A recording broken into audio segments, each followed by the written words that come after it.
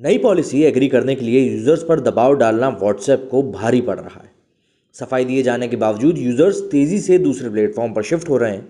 इसकी पुष्टि दो आंकड़ों से होती है। 6 जनवरी को नई नीति की घोषणा के बाद भारत में 40 लाख से अधिक मोबाइल पर सिग्नल और टेलीग्राम ऐप डाउनलोड हुए, जिसमें से कि 24 लाख करीब सिग्नल पे हुए और 16 लाख करीब टेलीग्राम के हुए।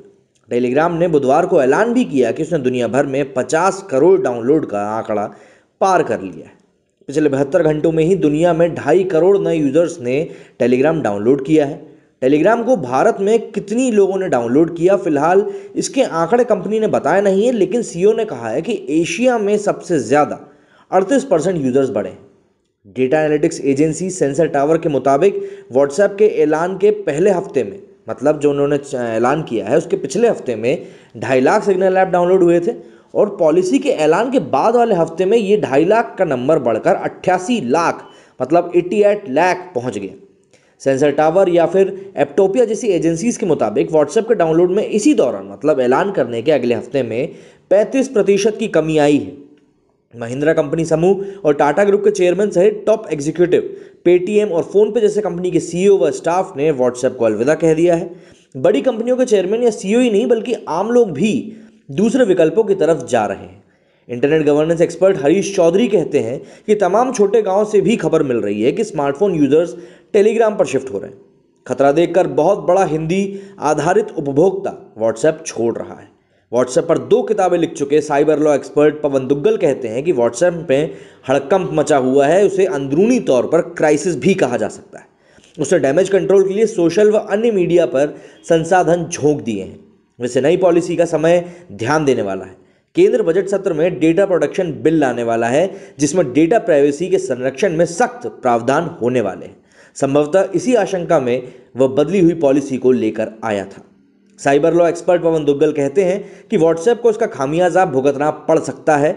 उसकी कमाई का सबसे बड़ा जरिया यूजर्स डेटा सेलिंग है। जब उसका यूजर डेटा बेस ही घटने लगेगा तो उसकी आय भी प्रभावित होना और ब्रांड भी उसका प्रभावित होगा।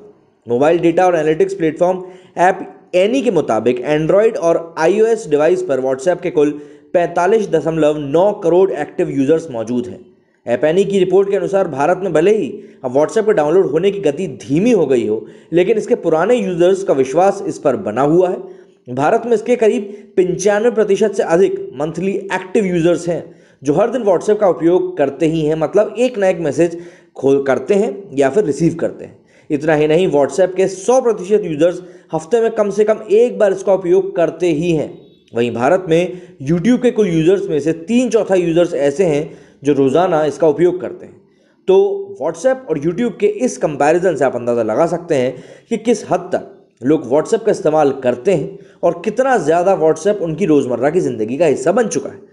आप आज की डेट में अगर बात करें तो चाहे आप बिजनेस की बात कर लें, चाहे आप घर के कामों की बात कर लें, आम बातों की तो हम बात ही नहीं कर रहे, लेकिन इन सभी चीज़ों के बावजूद अगर हम बात करें तो एक बहुत बड़ा तबका है जो व्हाट्सएप को बहुत ही रिगरसली यूज़ करता है और उसके लिए उसके इस्तेमाल करने के तरीके भी अलग अलग हैं। कई लोग इसको डेली की बातों के लिए इस्तेमाल करते हैं तो कई लोग इसको हिसाब किताब रखने तक के लिए इस्तेमाल करते हैं। तो ऐसे में क्या व्हाट्सएप का ये जो नया पॉलिसी चेंज आया है ये ज़्यादा असर डालेगा व्हाट्सएप के ऊपर या नहीं, ये तो खैर हमें वक्त बताएगा, क्योंकि भारत में देर सवेर ऐसे कई सारे बॉयकॉट की स्कीम्स लोग लाते रहते हैं, लेकिन समय रहते ही ये सब चीज़ें हवा भी उतनी ही जल्दी हो जाती हैं। तो अब देखने वाली बात ये होगी कि क्या व्हाट्सएप इस पूरे संघर्ष को झेल पाएगा, और अगर झेल पाएगा तो कितने आगे तक झेल पाएगा, क्योंकि ये ऐसा समय है जब डेटा प्रोटेक्शन और डेटा प्राइवेसी पूरी दुनिया में एक बहुत बड़ा विषय बना हुआ है। ऐसे में अगर डेटा को लेकर आप कुछ ऐसा काम कर देते हैं जो लोगों के जहन में कोई उल्टी बात पैदा कर दे, तो ऐसे में आपका खुद को संभालना और अपनी कंपनी की इज्जत को बचाए रखना बहुत ज़्यादा मुश्किल हो जाता है। लेकिन हाँ, जिस तरह की कंपनी व्हाट्सएप है और जिस तरह का काम उसने लोगों के साथ किया है, उससे ऐसा लगता तो नहीं है कि वो इतनी आसानी से ये लड़ाई या ये जंग हार जाएगा।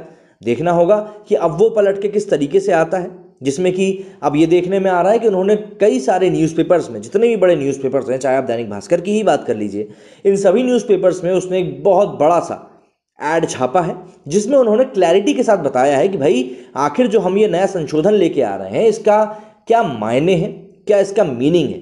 क्योंकि होता क्या है कि ऐसे में हमने देखा है जब भी कोई चीज़ सामने आती है तो लोग उसमें अपनी बातें और मिला जुला के बताने लगते हैं। तो अब ये बात पूरी तरह से लोगों के ऊपर है कि किस तरीके से वो इस चीज़ को टैकल करते हैं। मेरे इस वीडियो में फिलहाल इतना ही। जय हिंद, जय भारत।